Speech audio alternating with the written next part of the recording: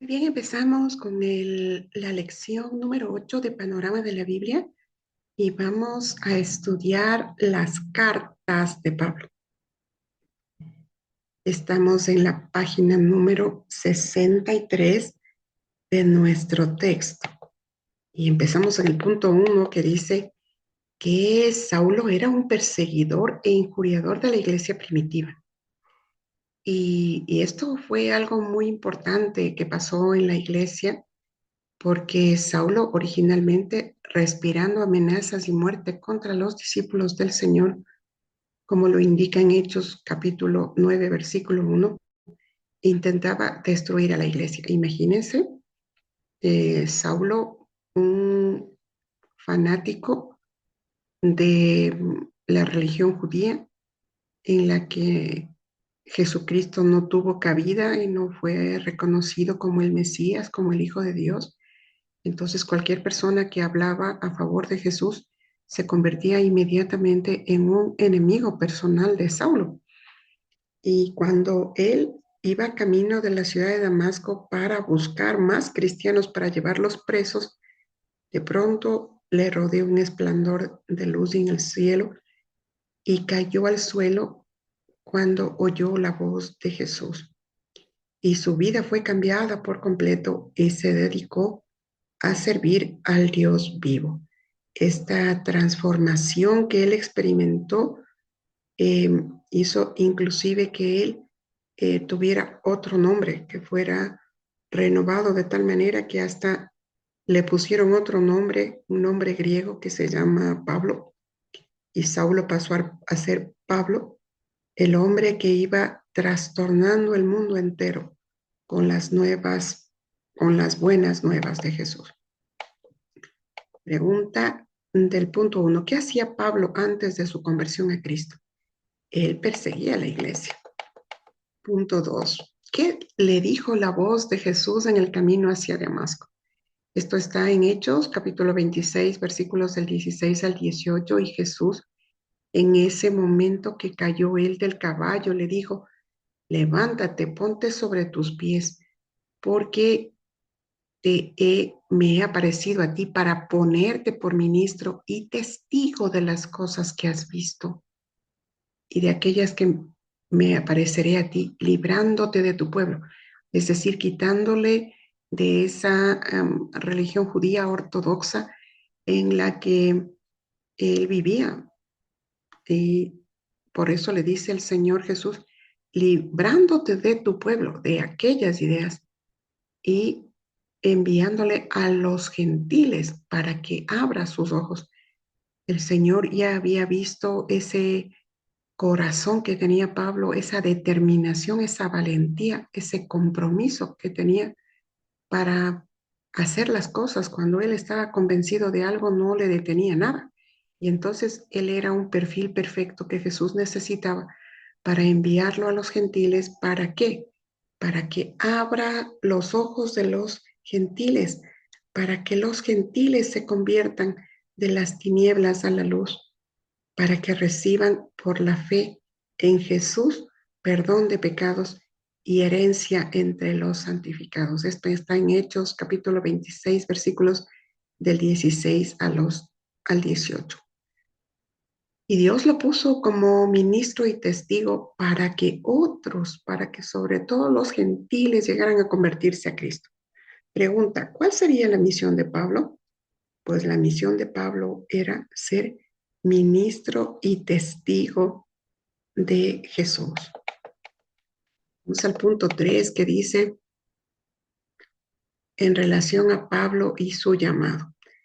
En Hechos 26, 19 se lee, ¿no?, que Pablo no fue rebelde a la visión celestial, no es que se puso a razonar ni a pelear contra esa voz que le habló en, en ese momento en que el Señor irrumpió en su vida, ¿no? Y dice aquí, pero de ninguna cosa hago caso ni estimo preciosa mi vida para mí mismo, con tal que acabe mi carrera con gozo. Él cambió su carrera, él estaba yendo por un camino equivocado, estaba sinceramente equivocado, él quería servirle a Dios, pero estaba equivocado.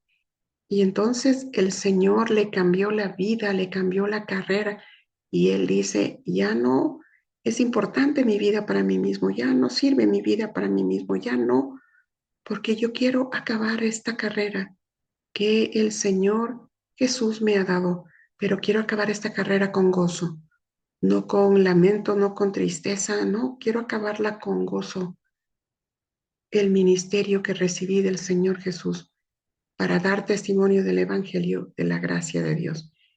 Esta afirmación de Pablo consta en Hechos capítulo 20, versículo 24. Y la pregunta es, ¿qué tipo de hombre era Pablo? Pablo era sumiso y obediente, tal vez como grandes hombres de la Biblia, como Moisés, como Abraham, sumiso y obediente. Él, de esa arrogancia de haber sido educado a los pies de Gamaliel, de ser fariseo de fariseos, de tener una cuna y un nombre, pasó a ser sumiso y obediente, porque ya no vivía para sí mismo, sino para servir al Señor. Y esa transformación es la que le llevó a ser sumiso y obediente. Y vamos al punto 4. Aunque Pedro inicialmente abrió la puerta para que los gentiles pudieran conocer el perdón de pecados por medio de Jesús, Pablo fue quien llevó el mensaje hasta lo último de la tierra, alcanzando a millares de gentiles.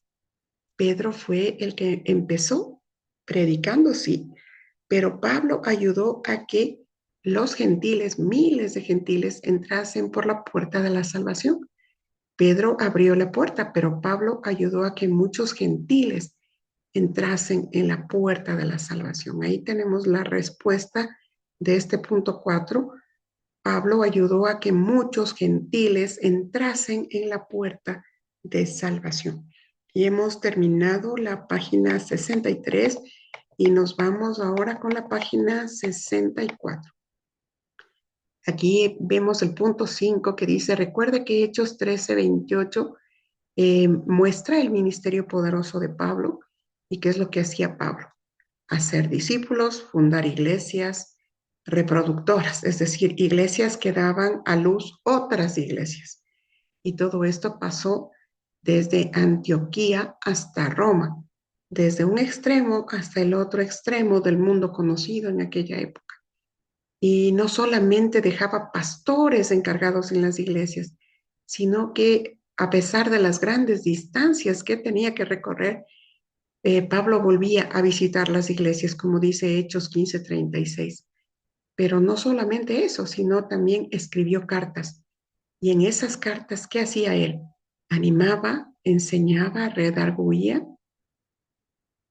corregía, instruía en justicia, como dice en la carta segunda a Timoteo, capítulo 3, desde el versículo 16 al 17. Entonces vemos aquí que Pablo hizo tres cosas súper importantes en las iglesias. Punto 1, dejaba hombres capaces a cargo de las iglesias. Punto 2, volvía a visitarlas para animarlas. Y punto 3, escribía cartas. Pablo escribió 13 cartas que contenían ¿qué? Enseñanzas sobre el discipulado.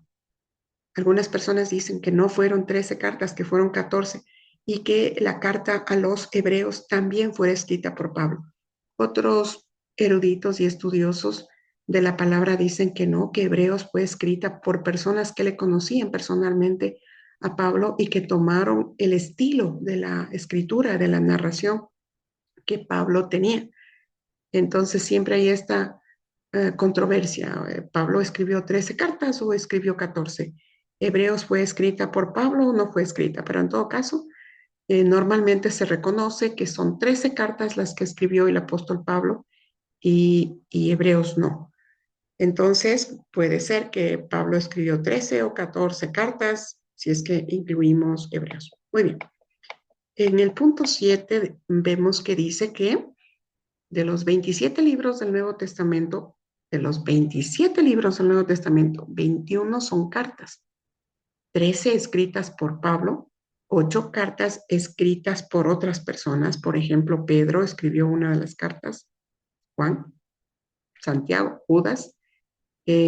Todas las 21 cartas tratan el discipulado, sobre la enseñanza. ¿Para qué? Para que Cristo sea formado en cada persona, para que Cristo sea formada en nosotros. Y esto lo vemos en Gálatas capítulo 4, versículo 19. La intención de discipular a las personas es que Cristo sea formado en cada persona. ¿Cuál es nuestro ejemplo, nuestro modelo a seguir? Jesús, ¿no es cierto? Jesús, nosotros ahí viviendo la vida, tratando de llegar a la estatura del varón perfecto que es Cristo Jesús. Muy bien, las 21 cartas tratan ¿de qué tratan? Del discipulado cristiano, es decir, son enseñanzas para que Cristo sea formado en cada uno de nosotros. Muy bien, vamos a mirar el otro tema que se trata en esta lección número 8 que dice la labor continua de formar discípulos maduros. En el punto 8 dice, lea Colosenses 1 del 28 al 29. Y ahí nosotros vemos que el trabajo y la lucha de Pablo a favor de la iglesia, ¿cuál era? Perfeccionar a todo hombre, hacerlo como Jesús, encaminarlo a seguir a Jesús, a vivir como Jesús le agrada, a hacer las cosas que Jesús hacía. No solamente conocerlo, sino hacer, guardar las cosas que el Señor Jesús enseñó y llevarlas a la práctica. En el punto 9, Dios quiere decir que el fin no es que nosotros seamos informados, que sepamos la Biblia de tapa a tapa, que tengamos el significado de cada pregunta de la Biblia, que tengamos el significado de cada pregunta, de cada versículo, de cada situación que nosotros vemos en la Biblia, sino que seamos transformados.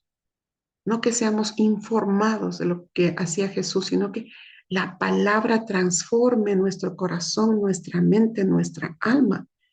Y uno puede ser informado, ¿no es cierto? Uno puede ser informado y puede conocer toda la Biblia de tapa a tapa. Yo tuve la oportunidad de conocer hace un tiempo a un señor que decía, yo leo la Biblia, un montón de capítulos diarios y me sé de memoria, pregúnteme cualquier cosa, yo me sé.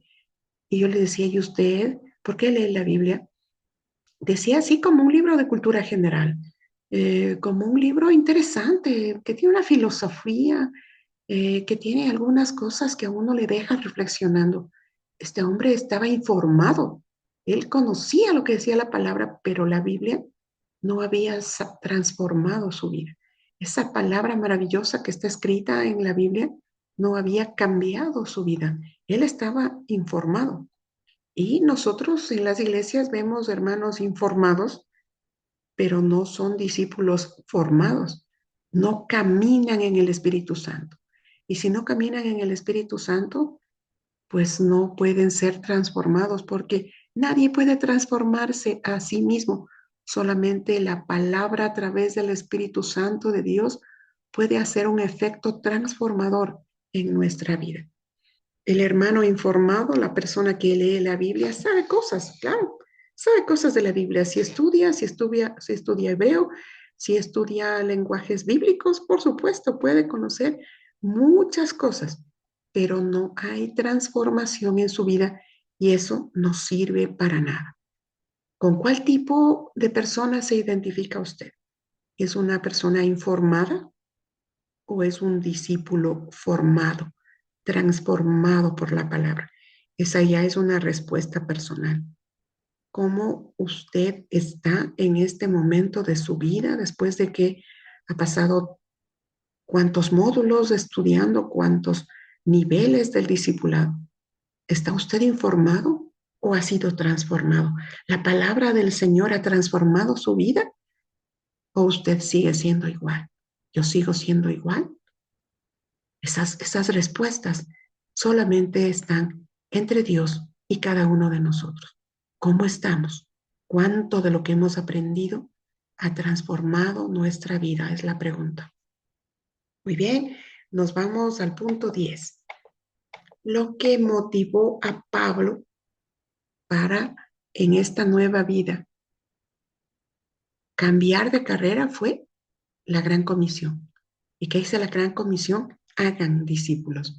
Jesús en Mateo 28:19 dice, por tanto, id, salir del templo, haced discípulos, discípulos, bautizándolos, enseñándolos que guarden todas las cosas que os he mandado, dice Jesús. Entonces, el objetivo principal de nuestro accionar en relación con las personas de nuestro entorno es llevarles a ser discípulos, bautizarlos y enseñarlos. Entonces, esto es un proceso, este es un proceso por el cual nosotros hemos transitado y tenemos que lograr que las personas también lo caminen, que sigan este proceso. ¿Por qué? ¿Cuál es el objetivo principal de la Gran Comisión? Hacer discípulos. No es suficiente que las personas hagan la oración de fe, entreguen su vida al Señor. No, no, no. No es suficiente. Tienen que llegar a ser discípulos, ser bautizados, enseñados. ¿Para qué? Para que guarden las cosas que el Señor Jesús ha mandado. ¿Y qué significa guardar? Que aprendamos y que esa palabra transforme nuestra vida para que nosotros pongamos por obra lo que el Señor Jesús transmitió. Vamos al punto 11 que dice, note arriba en el versículo lo que no dice, enseñándolos para que sepan todas las cosas. Nosotros no enseñamos para que la gente sepa, sino que enseñamos para que la gente sea transformada, para que al guardar todas las cosas que dijo Jesús, la vida de cada persona sea transformada, su mente sea transformada, su boca, las palabras que salen de su boca sean transformadas, ya no más el viejo hombre, porque el Espíritu Santo de Dios ya mora en nosotros y nos enseña lo que está mal en nuestra vida. Y además, si es que hemos nacido de nuevo, el Espíritu Santo ya mora en nosotros.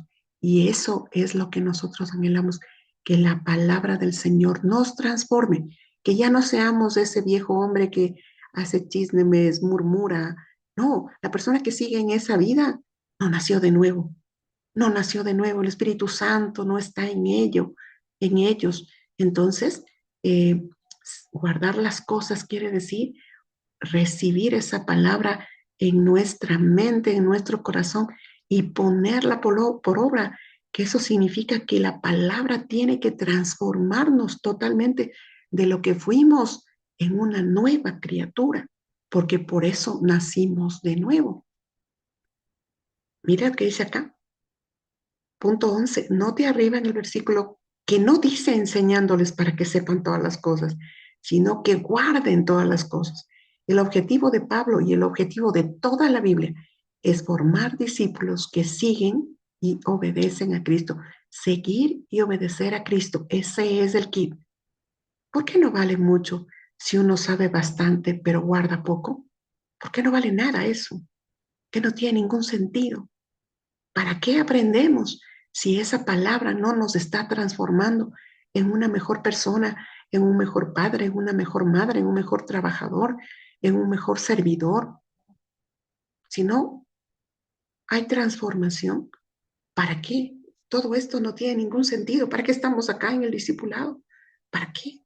Si seguimos igual que antes, no, no tiene ningún sentido. Vámonos al punto 12, que habla sobre las cartas de Pablo. Y las cartas de Pablo tenían un propósito, que era continuar y cumplir la gran comisión. ¿Cuál es la gran comisión? Hacer discípulos. Y entonces nosotros vemos en el libro de los Hechos que sí se cumplió ese mandato, que las personas de esa época fueron bautizadas y comenzaron a guardar todas las cosas que el Señor Jesús enseñó. En las cartas de Pablo y en las otras cartas del Nuevo Testamento, se les enseñó a las personas que guarden las cosas que Jesús enseñó, que esa palabra poderosa de Jesús haga un efecto transformador en las personas para que las personas puedan vivir y crecer a la estatura del varón perfecto que es Jesús, sabiendo que nosotros tenemos puestos nuestros ojos en Jesús. Nuestros ojos están puestos en Jesús para poder caminar, hacer, pensar, vivir como Él. En sus cartas, Pablo lograba enseñar a sus discípulos que guardasen todo lo que enseñó Jesús. Vamos al punto 13. Hay otras maneras de expresar el objetivo de las cartas de Pablo. Pablo se propuso formar discípulos, hacer discípulos. Pablo les explicó a los discípulos y a través de las cartas nosotros también hemos aprendido a vivir victoriosamente la vida cristiana, a vivir la vida cristiana a la manera de Jesús, no a la nuestra, porque nosotros tenemos que haber muerto a nosotros mismos para vivir la vida que Jesús quiere, no la nuestra. Ya la nuestra está pisoteada, ya olvidada, porque nuestra vida anterior era una vida de desastre, una vida de pecado, una vida de muchas cosas que no vale la pena seguir conservando. Y entonces vivir a la manera de Jesús es vivir victoriosamente la vida cristiana, porque Jesús fue un hombre y él vivió sus 33 años como un hombre lleno del Espíritu Santo. Y Pablo quería que los discípulos viviesen victoriosamente, ¿qué cosa? La vida cristiana. Muy bien, nos vamos al punto 14. En términos de saber superar dificultades, ¿usted se siente victorioso o derrotado? Cuando nos aquejan las dificultades, ¿cómo reaccionamos? ¿Cómo nos va, en victoria o en derrota? Esa es una respuesta personal. Y en términos de superar el pecado, de pisotearlo, de dejarlo, de rechazarlo, ¿cómo estamos? ¿Estamos en victoria o estamos en derrota frente al pecado? Esa también es una respuesta personal. Que el Señor nos aclare la mente, que el Señor permita que nosotros podamos ver cómo está nuestra vida. Señor, Dios mío, ayúdanos a saber cómo está nuestra vida, porque a lo mejor nosotros tenemos una percepción equivocada de nosotros mismos y a lo mejor pensamos que nosotros tenemos una vida victoriosa cuando no es así, o que tenemos una vida santa cuando eso no es así. Señor, ayúdanos, Señor, revélanos qué partes de nuestra vida están mal, que necesitamos cambiarlas. No siempre nosotros tenemos la razón, no siempre las cosas tienen que ser hechas como nosotros pensamos y queremos. Las cosas tienen que ser hechas a la manera de Jesús, como Él piensa y como Él hace, porque nosotros ya hemos muerto a nuestra propia vida para vivir la vida que Jesús quiere de nosotros. Vamos con el punto 15. Pablo escribió sus cartas bajo la dirección del Espíritu Santo. No es que él sacó de la manga la información que están en sus cartas, ¿no? El Espíritu Santo le dijo a Pablo, escribe esto. Y él lo hizo con amor y afecto para las iglesias. Por ejemplo, cuando escribe la carta a los corintios, que estaban caminando por caminos un poco chuecos, les dijo, en segunda a los Corintios 2:4, porque por la mucha tribulación y angustia del corazón os escribí con muchas lágrimas. Pablo se dolía de la situación de los corintios y tenía angustia en su corazón porque les amaba. Y por eso escribió esa carta con muchas lágrimas, para pedirles enderezar su camino. Y en Gálatas 4:19 dice, hijitos míos, por quienes vuelvo a sufrir dolores de parto, hasta que Cristo sea formado en vosotros. Pablo quería con todo su corazón que Cristo sea formado en cada persona, en nosotros también, claro, porque nosotros leemos las mismas cartas que Pablo escribió. Y claro, a él le dolía, el corazón le dolía mucho, eh, porque la predicación que él había manifestado y que había dejado en las iglesias muchas veces no era entendida bien, o a veces había gente que entraba en las iglesias para torcer el mensaje de la palabra del Señor Jesús, de las buenas nuevas. Y eso, claro, le dolía el corazón a Pablo, porque los amaba, porque él quería que Cristo fuera formado en cada persona. Y tenía dolores como los dolores del parto, ¿no? Ese dolor intenso que le hace, pero sufrir mucho. Y así era como Pablo sentía, ¿no? Como dolor de parto, el saber que él estaba a ratos como, sentía como que estaba arando en el mar, ¿no? Porque él lo que anhelaba con todo el corazón era que Cristo sea formado en cada persona. Y en estos dos versículos vemos el propósito que tenía Pablo, formar a las personas en el corazón como con seguidores fieles de Jesús, y él les amaba, ¿no? Su propósito era que Cristo fuese formado en los discípulos y los llevaba en su corazón, los amaba mucho. Creo que a nosotros también nos amaba sin conocernos, ¿no? Porque esas cartas también siguen resonando en nuestra mente, en nuestro corazón. Pablo escribió las cartas bajo la dirección del Espíritu Santo y con mucho amor para con los discípulos, con el fin de que Cristo fuera formado en ellos. Vamos a ver acá otro tema. Vamos a ver que hay una distinción en las cartas de Pablo.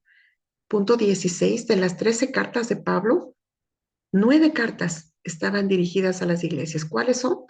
Primera Corintios, Segunda Corintios, a los Efesios, a las iglesias de Corinto, de Éfeso, de Colosas, de Tesalónica, de Filipo, de Galacia y de Roma. Eh, por eso tienen los nombres de las ciudades, ¿no? Porque estaba escrito para las iglesias. Primera a los Corintios, segunda a los Corintios, a los Efesios, a los Colosenses, a los Tesalonicenses, primera, segunda carta, a los Filipenses, a los Gálatas y a los Romanos. 9 cartas para las iglesias y 4 cartas para personas. ¿A qué personas se refirió? A Filemón, a Timoteo, 2 cartas, y a Tito. Pablo escribió 9 cartas a las iglesias y 4 cartas dirigidas a personas. Vamos al punto 17. Dice abajo, por favor, marque con la letra I al lado de las cartas para las iglesias, marque con la letra P al lado de las cartas que estaban dirigidas a los pastores y con la letra A al lado de las cartas que estaban dirigidos a sus amigos. Entonces, Romanos era una carta dirigida a la iglesia. Primera Tesalonicenses, una carta dirigida a la iglesia, ponemos I. Segunda Tesalonicenses era una carta dirigida a las iglesias. Primera Timoteo era una carta dirigida a los pastores, a un pastor, Timoteo, pero también a través de él a los pastores, ¿no? La carta a Filemón, porque esta es una carta a un amigo, va a la letra A. La carta a los Colosenses es una carta a la iglesia, ponemos I. La carta a los Efesios es una carta para la iglesia de Éfeso, ponemos I. La carta a los Gálatas es a la iglesia, ponemos I. La carta para Tito es pastoral, para los pastores, ponemos P. La primera carta a los Corintios es I, es a la iglesia. La segunda carta a Timoteo es P, para los pastores. Segunda a los Corintios es I, es una carta para la iglesia. Y para los filipenses es una carta para la iglesia y ponemos I. Y hemos terminado la página 65 de nuestro texto y nos vamos a la página, uy, no, nos vamos ahora a la página 65, perdón, y vamos al punto 18. Dice, escribe en orden las 13 cartas de Pablo. Entonces vamos a poner hacia la derecha, ¿no? Hacia la derecha y luego para abajo. Romanos, primera a los Corintios, tal como está en la Biblia, ¿no? Romanos, Corintios, Gálatas, Efesios.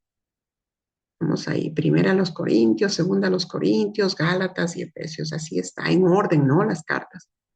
Luego tenemos Filipenses, Colosenses, primera Tesalonicenses, segunda Tesalonicenses, primera Timoteo, segunda a Timoteo, la carta a Tito y la carta a Filemón. Esas son las 13 cartas que normalmente se consideran escritas por Pablo. Vamos ahí, Romanos, Corintios, Gálatas, Efesios, Filipenses, Colosenses, Tesalonicenses, Timoteo, Tito y Filemón. Muy bien, ahí están las 13 cartas que se atribuyen a la escritura del apóstol Pablo. Perfecto. En el punto 19 se nos indica que Pablo compuso 5 de sus cartas mientras estaba en la cárcel. Como él decía, ¿no? Prisionero del Señor. Mientras estaba en la cárcel, él podía estar amargado, sufriendo, llorando, quejándose, murmurando, lo que sea, pero no, él se consideraba prisionero del Señor. Y en medio de la cárcel escribió la carta a los Efesios, a la iglesia de Éfeso, la carta a los Filipenses, a la iglesia de Filipos, la carta a los Colosenses, a la iglesia de Colosas, la carta a un amigo, Filemón, y la segunda carta a Timoteo. Estas cartas estaban escritas en medio de la cárcel, cuando él estaba preso. ¿Y por qué estaba preso? Por haber predicado de Cristo. Esa era la persecución, ¿no? Y tú, que aquí, judío, predicando de Cristo, estás loco, ¿qué te pasa? Preso el pobre Pablo. Pero él no desmayó, no se quejaba en la cárcel, más bien tenía gozo, gozo en medio del dolor, gozo del Señor en medio de las circunstancias. Y uno puede leer eso en Filipenses 1:13, en Filipenses 4, del 4 al 13. Entonces nos piden ahora cuáles cartas escribió Pablo desde la cárcel. Efesios, Filipenses, Colosenses, Filemón y la segunda carta a Timoteo. La carta a los Efesios, a los Filipenses, a los Colosenses, a Filemón y la segunda carta a Timoteo. Esas son las cartas que escribió estando Pablo en la cárcel. Vamos a ver aquí algunos temas de Pablo. Pablo en sus 13 cartas habla de 3 temas. Cristo por nosotros, que es nuestra salvación. Cristo en nosotros, que es nuestra vida. Cuando nosotros ya morimos a nuestra vida anterior, ya Cristo es nuestra vida. Y Cristo en medio de nosotros, que es la vida en la iglesia, en el cuerpo de Cristo. Entonces vamos a ver Cristo por nosotros. Cristo por nosotros es quién es Jesús y lo que hizo por y para nosotros. Cristo por nosotros. Cristo en nosotros es que Jesucristo vive en nosotros y porque vive en nosotros nos trae una nueva vida. Porque nacimos de nuevo. Si no nacimos de nuevo, no estamos en nada. Si no nacimos de nuevo, no somos hijos. Si no nacimos de nuevo, el Espíritu Santo no mora en nosotros y seguimos viviendo nuestra vida anterior, nuestra naturaleza anterior, nuestra naturaleza pecaminosa. Y Cristo en medio de nosotros, en cambio, es cómo nosotros participamos como miembros de su cuerpo, como miembros de la iglesia. Entonces, ¿cuáles son los 3 temas? Cristo por nosotros, nuestra salvación. Cristo en nosotros, nuestra vida. Cristo entre nosotros, que es la vida en el cuerpo de Cristo o la vida en la iglesia. Entonces, como eso es un poquito largo de escribir, vamos a esperar un ratito para que ustedes acaben de escribir, ¿no?